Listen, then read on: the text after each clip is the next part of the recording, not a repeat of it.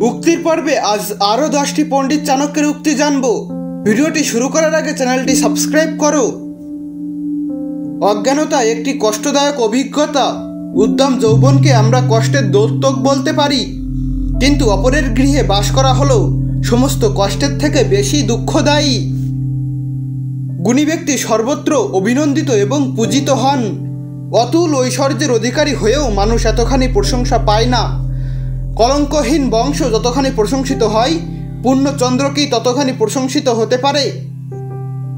যে অন্ন অর্থাৎ খাদ্য সহজে পরিপাক করা যায়, সেই অন্ন প্রশংসনীয়।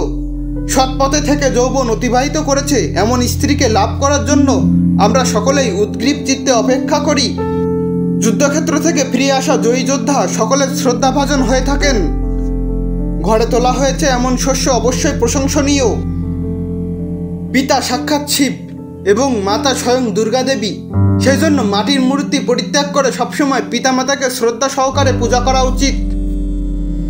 বিদ্যাহীন পুরুষ, বন্ধা নারী, অনাহারী প্রজ্ঞা এবং রাজাহীন রাষ্ট্রের জন্য কখনো কোনো শোক প্রকাশ করা উচিত নয়। অজ্ঞাত কুলশীল ব্যক্তিকে কখনো বাড়িতে স্থান দিতে নেই।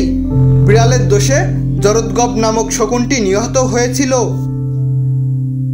যখন সূর্য ওঠে তার বর্ণ তামাটে, আবার অস্ত যাবার সময়ও তাকে লালাভাব দেখায়। যারা মহান তারা সম্পদ ও বিপদের মধ্যে একই রকম থাকেন। তাদের রূপ অর্থাৎ বাহ্যিক অবস্থার কোনো পরিবর্তন হয় না। বিচক্ষণ ব্যক্তি বসবাসের অযোগ্য দেশ, হীনবৃত্তি, অসৎ পত্নী, কুলপ্লাবিত নদী, অনিপ্সিত দ্রব্য, অবাঞ্ছিত ভোগ্যকে ত্যাগ করেন। পৃথিবীতে সবথেকে বড় শত্রু হলো ক্রোধ অর্থাৎ রাগ। ক্রোধের মতো আর অন্য কোনো ব্যাধি নেই।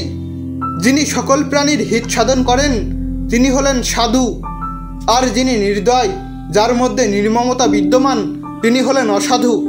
এসব কথা আমাদের পবিত্র শাস্ত্র গ্রন্থে লেখা আছে। অনুন্নত দেশে গিয়ে আমরা জীবিকা নির্বাহের জন্য উপযুক্ত অর্থ রোজগার করতে পারি না।